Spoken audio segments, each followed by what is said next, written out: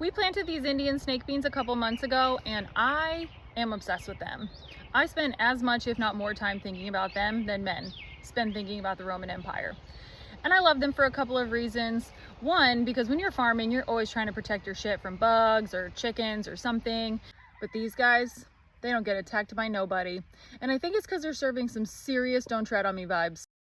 Like fuck around and find out if they'll throw all your tea into the harbor. So these Indian snake beans are one of the roughly 20,000 edible plants on this earth. And you've probably never heard of them because only about 50 are commercially available. And of those, only 3 crops, 3 out of 20,000 account for more than 50% of total calories consumed worldwide. And those 3 are rice, corn, and wheat. So I think it's really important to just keep heirloom varieties as well as just rare crops alive and to diversify our diets. So I've played around with some recipes with these Indian snake beans and they're really easy to use. They kind of taste like a cross between like a cucumber and a green bean. So you can just eat them raw and dip them in hummus or something. Or like today, we are going to make them into fettuccine. Now I know that that word in this context may be triggering to some Italians. So don't go all cancel culture on me and like, you can't call that fettuccine, it's not fettuccine. I know it's not actually fettuccine, but I also know that there was a time, albeit before 476 AD, that pastas focused on their similarities, not their differences. Like, hey, you made of eggs and flour? Me too! You fuck with marinara? Fuck yeah, I fuck with marinara! Alfredo? Ciao bella! But did you hear about those shifty fucking schnitzel eaters up north? They're trying to pass Spätzle off as pasta. Oh no, not on my sundial. Let's go, boys. And the Romans crushed it like that for like 500 years. But then they had a pandemic and some incompetent emperors.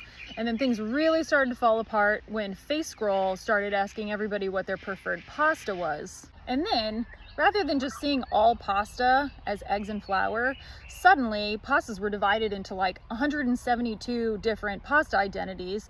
And that caused a huge culture war. So people who had previously been friends and neighbors were like, what did you just say? Because I know I did not just hear you say that you cut your pasta into 6mm strips. Here in Rome, we cut our pasta into 6.5mm strips. So maybe you should just go back to wherever it is that you came from, tagliatelle. And then some other guy over here is cutting his pasta into like 2 to 3 centimeter strips, and fettuccine and tagliatelle look over in disgust and they're like, ew, what are you, Tuscan? And then they resume their duel over whether or not 6mm or 6.5mm is the right size for a noodle.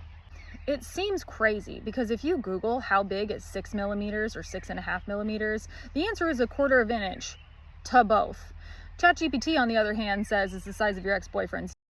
But everybody was too busy fighting about how many types of fucking pasta there are to realize that the brats were invading. They're the worst. So to make this fettuccine, tagliatelle, whatever you want to call it, I don't care because I am inclusive.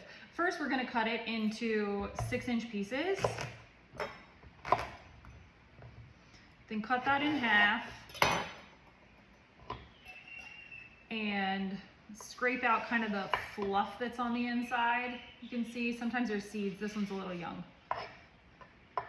If you cut it into like a 6.5-inch piece, that's no big deal, but you do need to pack up all your bullshit and get out of my kitchen. I'm kidding. Now slice it into super thin strips. Now let's gather our ingredients for our sauce. Okay, now we're gonna make this basil lemongrass macnut alfredo. So we're just gonna blend all this up.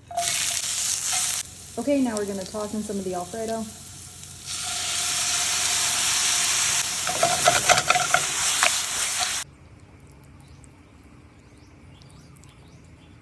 All right, let's try it. Fucking delicious.